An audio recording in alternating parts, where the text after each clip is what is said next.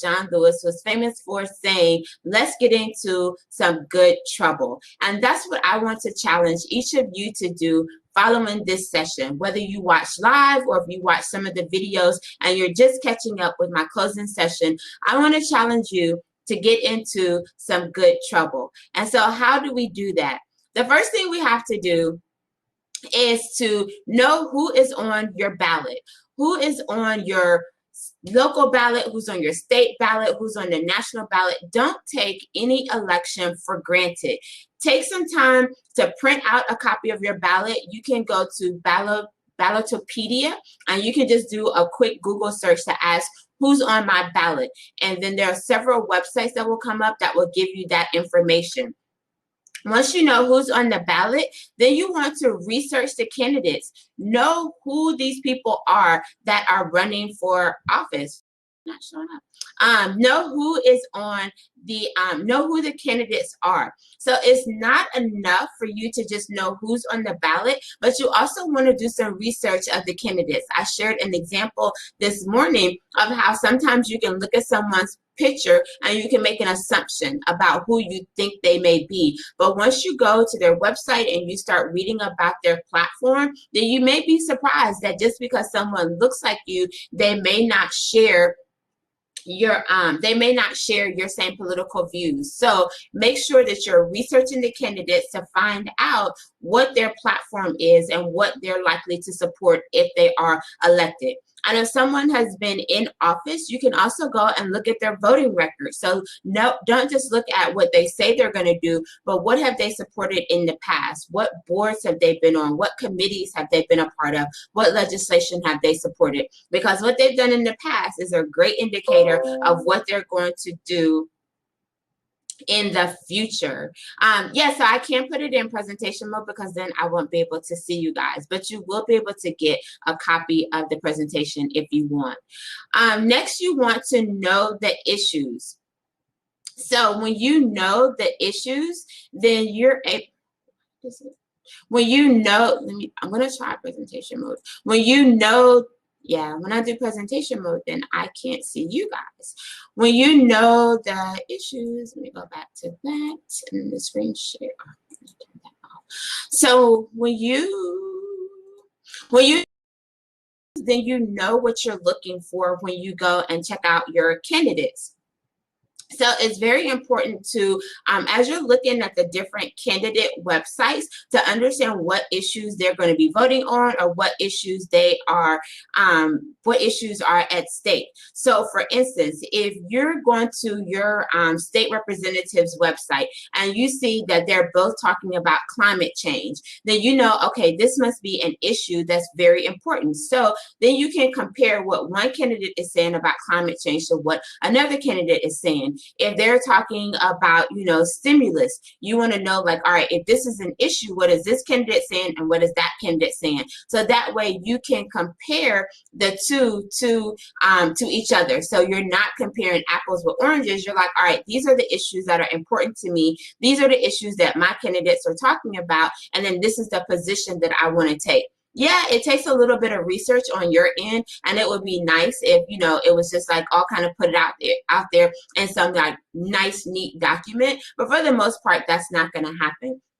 It's going to be up to you to actually go and do the research. But that could be a great project, especially for some of your youth groups, for you to print off a sample ballot and then to identify some issues that you want them to do some research on. And they can maybe put together a policy paper where they share with people in your area, these are the candidates and then these are the issues that are most important to our community. And this is where each of the candidates stand. Because then you're putting together a nonpartisan position paper that isn't favoring one candidate or another, but it's helping people to make informed decisions. In the past, there were groups who would print out sample ballots and they would tell you like who to vote for. But again, in today's society, people are not really interested in identity politics. They're not as concerned with voting for people who look like them or people who sound like them, but they want to know, do these people share my policy positions? So that's a great project that you can get a group to engage in. Then you want to share the facts. So just like I said, you know, once you put this information together, make sure that you're sharing facts. There's so much misinformation that's out there today that we want to make sure that we are sharing facts and that we are sharing information that's going to encourage people to vote. So everything that you look at has a positive and it has a negative. We want to make sure that we're sharing information in such a way that people feel empowered and they want to go vote, whether they're going to vote for your candidate or someone else. We want to make sure that we're not sharing information that's going to discourage people from voting, that's going to make them feel like their vote doesn't matter and that they don't have to participate in the process, because every election is important, from the primaries to the general election. And that's how helping people to understand, what decisions are made in the primaries and what decisions are made in the general. So in the primary, even for like your local mayor, you may have like 10 different candidates that you can choose from. But once you get down to the primaries, it's only going to probably be 2 or 3 people on the ballot. So helping people to understand that, your opportunity to select from like this wide group of diverse interests, like that day has passed. Like now we're down to the final selections. And so in a democracy, we should be voting for who has the greater good in mind, not just who's going to represent my interests, but who's going to ensure that the greater good is taken care of. And I think that somehow that has gotten lost in our political system, where people are more focused on their own agenda and what makes me happy and who's going to, represent my interests rather than who's going to take care of our country as a whole. And that's how we've gotten caught up in identity politics versus policies that are going to be a good fit for our country and all of our citizens. And then the final thing is identify at least 10 people who didn't vote and help them to get out to vote. I can't stress this enough. As we're preparing for the upcoming elections, I think we have less than like 75 days to go. It's great that you vote. It's great that your parents vote. It's great that you get your kids out to vote. It's great that your church members vote. But we have to find the people who don't vote. And it's very, very, very, very, very important that we use some of these strategies and tools. And I'm going to send out some of the resources that have been shared in this symposium with you guys that you can hopefully use. But it's very important that we get the people who don't normally vote to get them out to vote. Let me say it again. It's very important to get the people who don't normally vote to get out and vote. Stop talking to the people who are going to vote about voting. They vote in every election. We have to use this information. And that's why we wanted to provide like some basic civic information so that you have the tools to answer their questions. Because a lot of times we don't engage people because we don't know the answers. But we wanted to talk about the presidential process. We wanted to talk about the 3 branches of government. We wanted to talk about why you should invest money in campaigns, so that as you're talking to people and you're having these conversations, you're armed with information that you can share. You're armed with factual information that you can share. So it's important that you identify your 10 people. Again, I'm going to say it one last time. Identify your 10 people, preferably people who are in those swing states, preferably people who are in those battleground states, that you find family members and friends that you know, and ensure that they get out and vote. What is their vote plan? Are they planning to mail in a ballot? Are they planning to vote early? Are they doing an absentee ballot? Which absentee and mail-in can be a little confusing to people. Mail-in ballots are when your state decides that they're going to mail everybody a ballot and everyone, sends in their ballot. Absentee ballots is when you actually have to request a ballot, and then you have to give a reason for why you're requesting this ballot so that you can send it in. What are the steps that you need to take? Does it need to be certified? Do you need to include a copy of your, does it need to be certified? Understanding what is the process, making sure, especially if you have like college students who are going to be away from home. If someone has moved, have you updated your address? Making sure that when you identify your people that you're going to work on, again, this is kind of like discipleship. Who are the 10 people that you're going to walk with from now until November 3rd to make sure that if they haven't voted or if they don't normally vote, that they cast their vote? Making sure that they have a plan. So I just want to thank you guys for tuning in today. This session is actually going to be a little short because that's all that I have. I think pretty much everything has been said. If you have any questions, then I will say go ahead and put them in the chat box right now. But we are going to wrap up so that you guys can enjoy your Saturday. Do we need to have another reason other than COVID-19 to request a mail-in ballot this year? So some states are allowing you to use medical as an excuse to request an absentee ballot, but you can also just put that, you know, you're going to be out of town. Like being unavailable on election day is one of the excuses that you can use for requesting an absentee ballot. So when you go to your Secretary of State website to request an absentee ballot, it will give you a list of reasons that you can use to request an absentee ballot. And I will say, use the excuse that best fits your reason for not voting. Pennsylvania has no excuse mail-in ballot, so that's good to know. So when you go to your Secretary of State website, you'll be able to see and then share that information. So that's why this is so important for us to do the work, for us to know, so that as you're talking to your people, you can give them their information. Because sometimes, like, people, like, they're not going to do the research themselves. And so if we're going to be the leaders, if we're going to be the organizers, then we have to do that research for them, so that as we're having these conversations, you can say, well, I know that Pennsylvania has no excuse mail-in ballots, or I know that in Alabama you can use, I'm not going to be available on election day to cast my vote. Or you can say, well, if you can't request a ballot, you can early vote. Whatever. It's up to us to be the ones that help to get people out there to vote, because voting is so important. Kadita is amazing. She just put her information in the stage chat box about why courts matter. If you want more information on like why judicial appointments are so important, it is critical, because judges in some instances have lifetime appointments. Some judges are appointed, and some judges are elected and have to be re-elected, but some judges have lifetime appointments. And so understanding who is in charge of making those appointments, who they're looking at appointing, like it is so very important. So make sure that you guys, if you didn't attend her session live, that you go back and watch it. Thank you. North Carolina has no reason absentee voting. That's very important to know. Which states have no reason absentee voting, and which states have to have an excuse, and then what are the excuses that are allowable. So as you're talking to people, yes, Quincy, please come in to the backstage session. Use the link that I sent you earlier.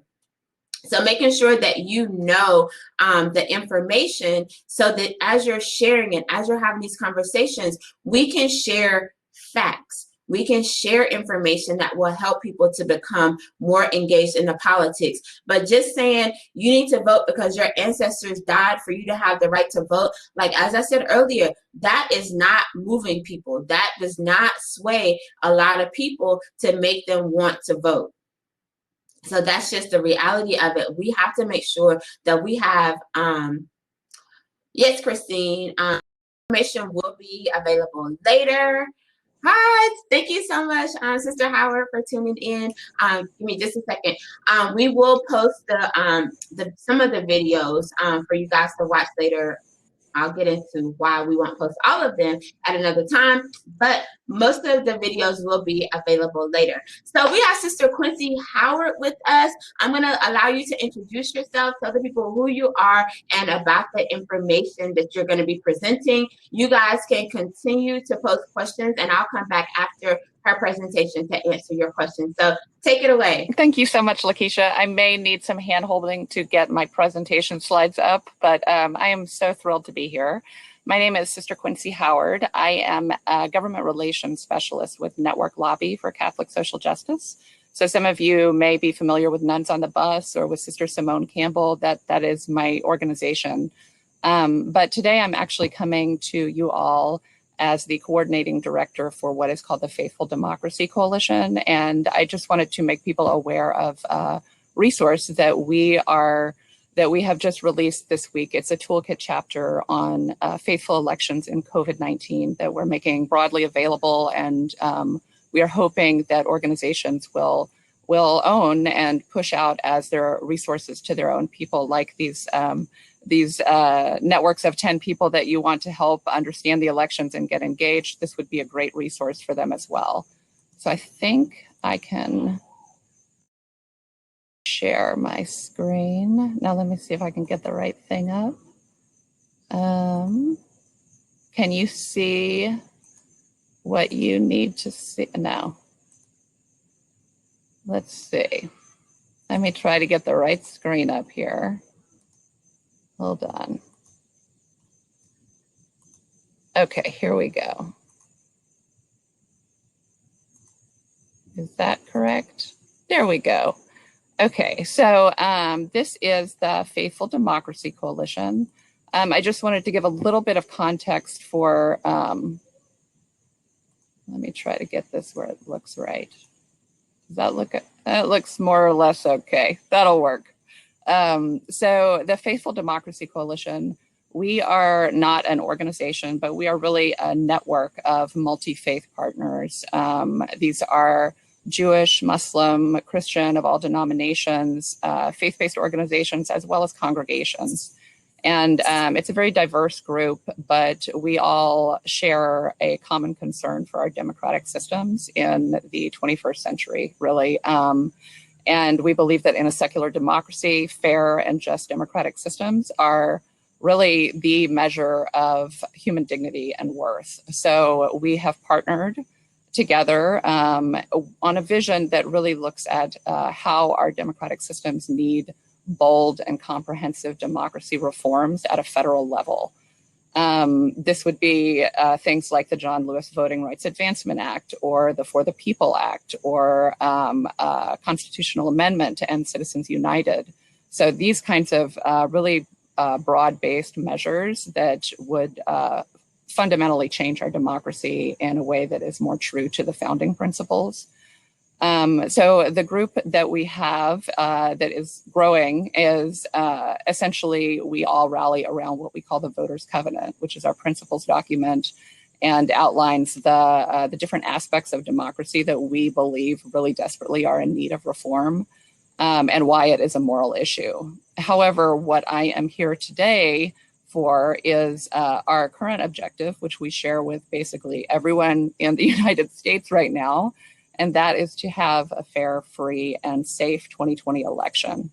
And that's the reason that you all are here as well. So to tell you a little bit about this resource, Faithful Democracy really had planned on the year leading into the 2020 election. Every couple of months, we had been pushing out a different chapter of our Unheard Voices toolkit. And the idea was that each chapter would look at a different aspect of our democracy. So in November, we looked at voting rights and disenfranchisement. In January 2020, it was the 10-year anniversary of Citizens United. So we looked at money and politics, why the faith community cares that this is a moral issue. It's the root of all evil. In March, we looked at the census right in advance of the decennial count beginning to see how it could be improved as the basis for our democracy and the apportionment process.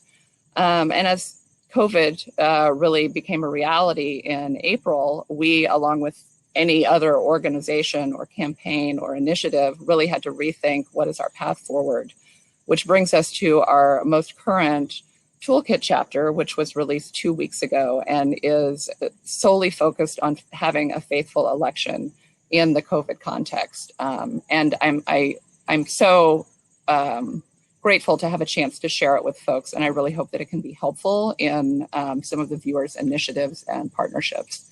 So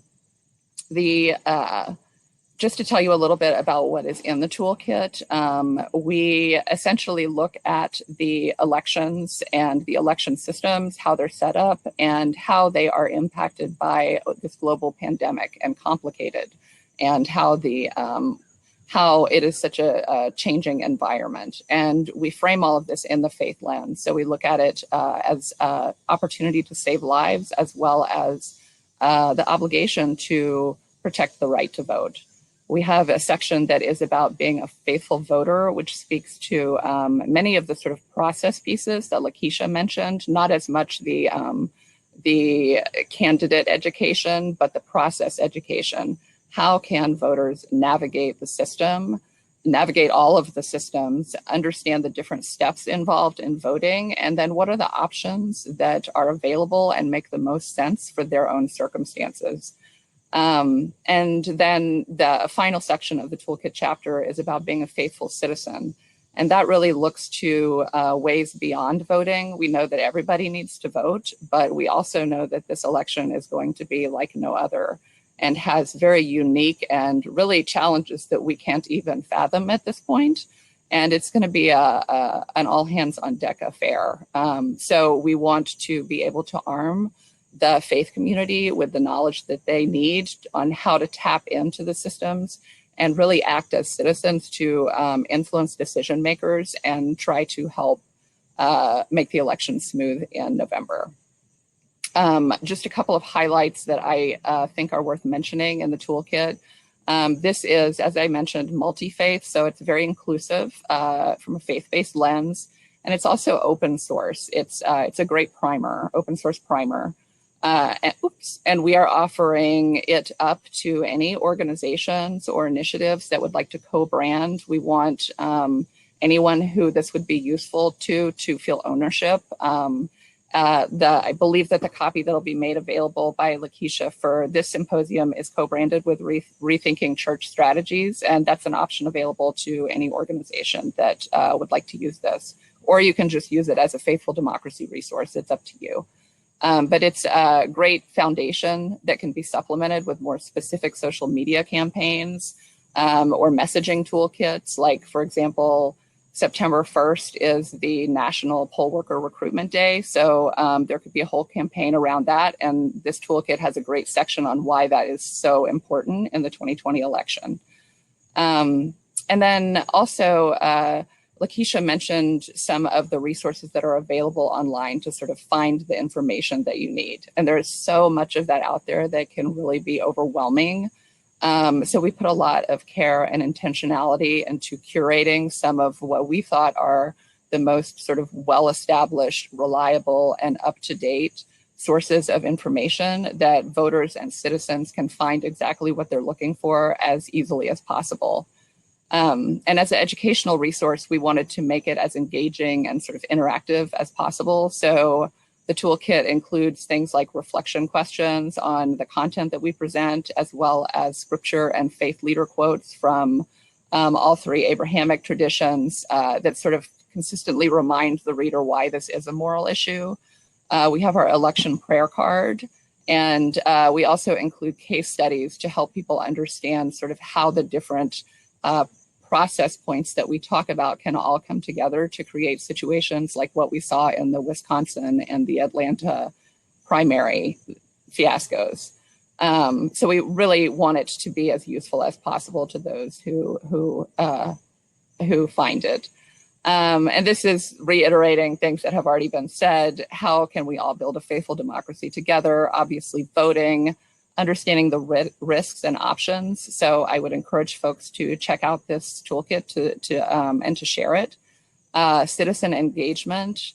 We don't know if we're going to get more federal funding to support our state and local election officials. So it is going to be so important that everybody gets involved and gets engaged leading into this election to make sure that it goes as smoothly as possible. And I would encourage folks, if you have an organization or a congregation or any faith-based group, really, if you'd like to endorse our Voters Covenant, by all means, please do become a partner. And you can sign up to join us also in urging more long-term reforms beyond November's election so that we can all create a faithful democracy together. And then these are the sort of contact information for me, as well as our Twitter handle if you'd like to follow us. And we're currently developing our website. So everything that I mentioned can be found at our partner organization on a landing page at networkadvocates.org/faithfuldemocracy. And again, LaKesha, I just really appreciate a chance to make this available to folks in your audience. And what I want more than anything is that it be helpful and lead to a more successful election in November. So thank you. Well, thank you so much for accepting the invitation to present kind of at the last minute, because once I saw the toolkit, I knew that it would be a great summary for everything that we've done today, because a lot of times people are like, all right, so what do I do next? And the toolkit has some great resources so that you all don't feel like you have to reinvent the wheel. You have to create all of this by yourself. So if you want a branded copy for your organization, please look, reach out to Sister Quincy. She works really quickly, so it took her no time to get the document over to me. But we are so thankful to you for the work that you're doing, and thankful to all of you for hanging in with us on a Saturday for this informative day of just great people presenting from their heart and from their expertise.